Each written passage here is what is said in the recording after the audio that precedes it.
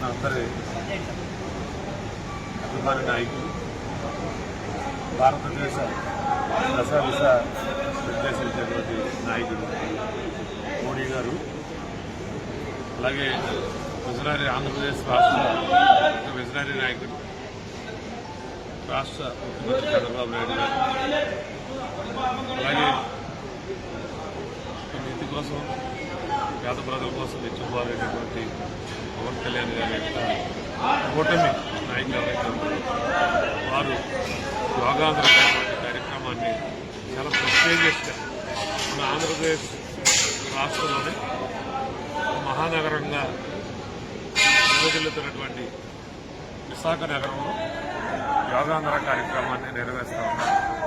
దీనికి 5 లక్షల పైచీలకు యోగా చేసి గిన్నీస్ బుక్ రికార్డు సాధించాలని, ఈ రికార్డుని రాబోయే 10 సంవత్సరాల్లో కూడా దేశంలోనే కాదు ప్రపంచంలో ఎవరు కూడా దాటకూడదనేటువంటి ఉద్దేశంతో ఇది చాలా ప్రతిష్టాత్మకంగా ఆంధ్రప్రదేశ్ రాష్ట్ర ప్రభుత్వం కూడా చాలా గట్టి నిర్ణయం తీసుకుని ఈ కార్యక్రమం చేస్తూ ఉన్నారు.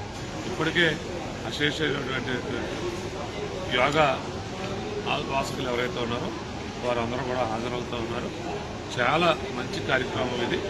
రాబోయే తరాలకి గుర్తుండిపోయేటువంటి ఒక ముహూర్తమైనటువంటి కార్యక్రమం చేస్తూ ఉన్నారు. దీనికి ఇప్పటికే కూడా రాష్ట్ర ప్రభుత్వ యంత్రాంగం, అలాగే శాసనసభ్యులు, మంత్రులు, కేంద్ర మంత్రులు అనేక మంది విశాఖపట్నం వచ్చి ఈ కార్యక్రమం ఏర్పాట్లు చూస్తూ ఉన్నారు.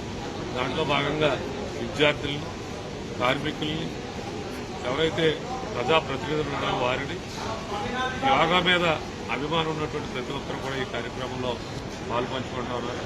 ఇది పెద్ద ఎత్తున సక్సెస్ అవి ఆంధ్రప్రదేశ్కి పరిహారంగా ఈ కార్యక్రమం మిగులుతుందని అందరూ ఆశాభావం వ్యక్తం చేస్తున్నారు.